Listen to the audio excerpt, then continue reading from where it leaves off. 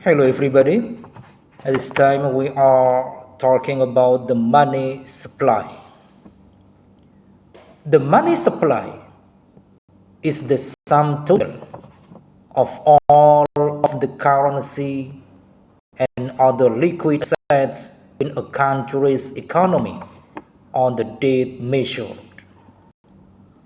The money supply includes all cash in circulation and all bank deposits that the account holder can easily convert to cash.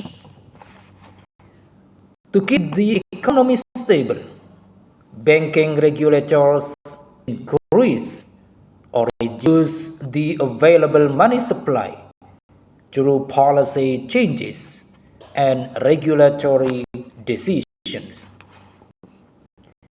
Then we move to money supply and the business cycle.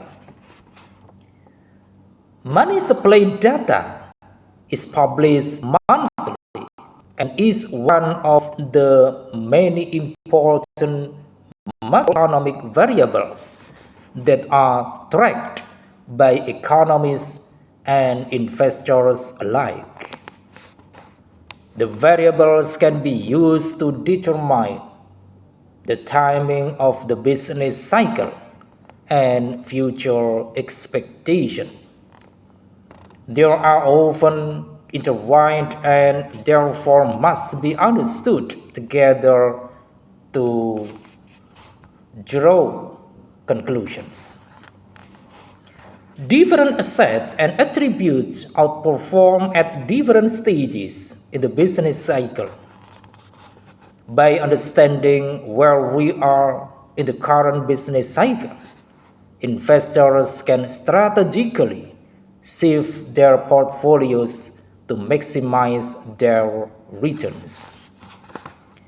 And then, why is the money supply important? Because money is used in virtually all economic transactions. It has a powerful effect on economic activity. An increase in the supply of money works both through lowering interest rates, which spurs investments, and through putting more money in the hands of consumers, making them feel wealthier, and thus stimulating spending. Business firms respond to increase sales by ordering more raw materials and increasing production. The spread of business activity increases the demand for labor and raises the demand for capital goods. In a buoyant economy, stock market prices rise and firms issue equity and debt. If the money supply continues to expand, prices begin to rise, especially if output growth reach capacity limits. As the public begins to expect inflation, lenders insist on higher interest rates to offset an expected decline in purchasing power over the life of their loans. Opposite effects occur when the supply of money falls or when its rate of growth declines. Economic activity declines and whether disinflation or deflation results. And then we move to different types of money supply. The first type, M0. M0 money supply represents the most liquid form of money in an economy and consists of physical currency like coins and notes in circulation and reserves held by commercial banks at the central bank. Physical currency includes coin and banknotes issued by the central bank and held by individuals, businesses, and financial institutions. These are tangible, especially it is tangible forms of money that can be used for transactions. And then the second types, M1 or narrow money. M1 money supply encompasses a broader range of highly liquid assets that are readily accessible for transactions. It includes physical currency in circulation, demand deposits held by commercial banks, and other checkable deposits. Demand deposits are funds held in checking accounts that depositors can access on demand without prior notice, typically through checks, debit cards, or electronic transfers. These accounts facilitate day-to-day transactions and payments. And then the third types, M2 or broad money.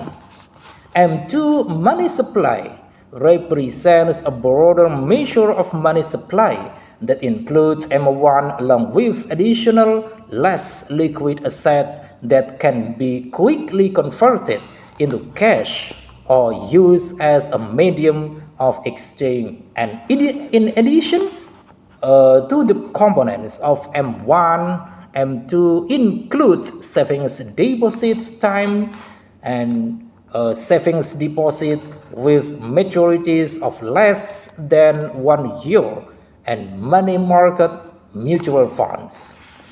And then fourth, M3.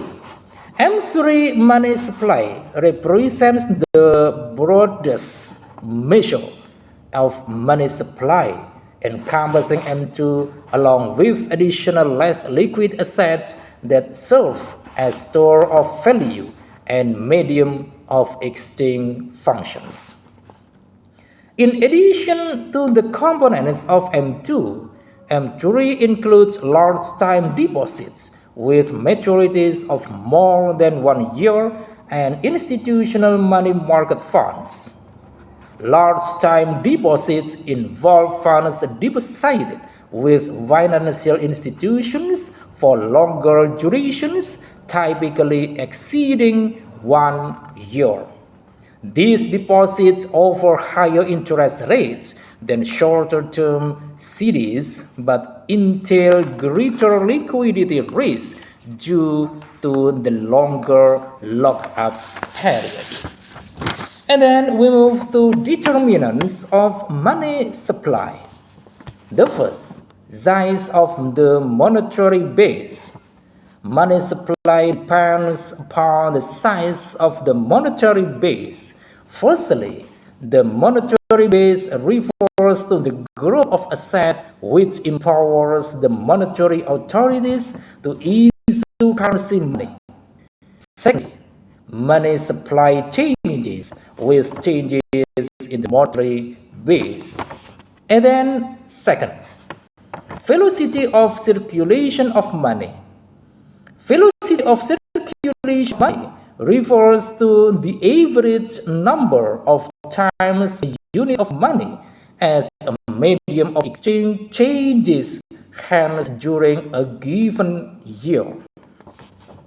In addition, money supply is a total money circulation. Therefore, higher the multiplied by the velocity of circulation and m velocity of circulation of money, higher will be the money supply and vice versa. And then third, community's choice. The relative amount of cash and demand deposits held by people also influences the supply of money.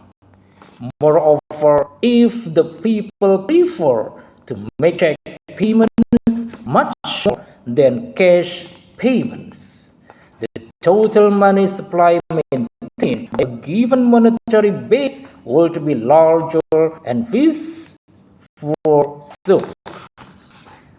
I think it's enough. Thanks for watching.